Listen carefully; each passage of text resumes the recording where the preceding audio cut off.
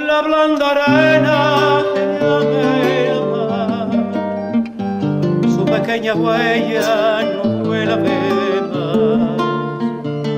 Un sendero solo de pena y silencio llegó hasta profunda.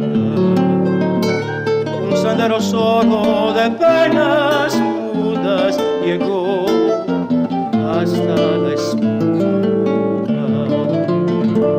Sabe Dios que angustia te acompañó, qué dolores viejos cayó tu voz, para recostarte arrullada en el canto de las caracolas marinas. La canción que canta oscuro del mar, la caracola. Te vas, Alfonsina, con tu soledad, qué poemas nuevos fuiste a buscar.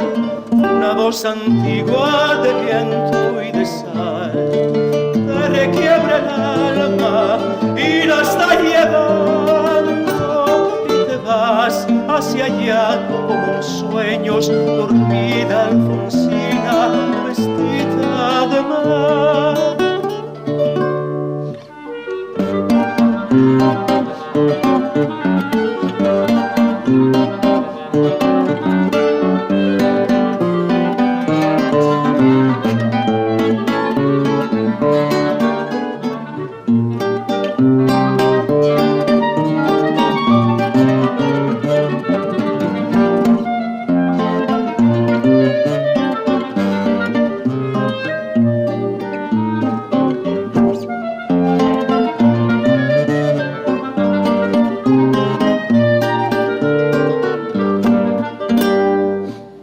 Serenitas te llegarán por caminos de algas y de coral, y fosforescentes caballos marinos harán una ronda a tu lado, y los habitantes del agua van a jugar pronto a tu lado. Bájame la lámpara un poco más, déjame que duerma nodriza en paz. Y se llama él, no le digas que estoy, dile que Alfonsina no vuelve. Y se llama él, no le diga nunca que estoy, di que me he ido. Te vas, Alfonsina, con tu soledad, qué poemas nuevos fuiste a buscar.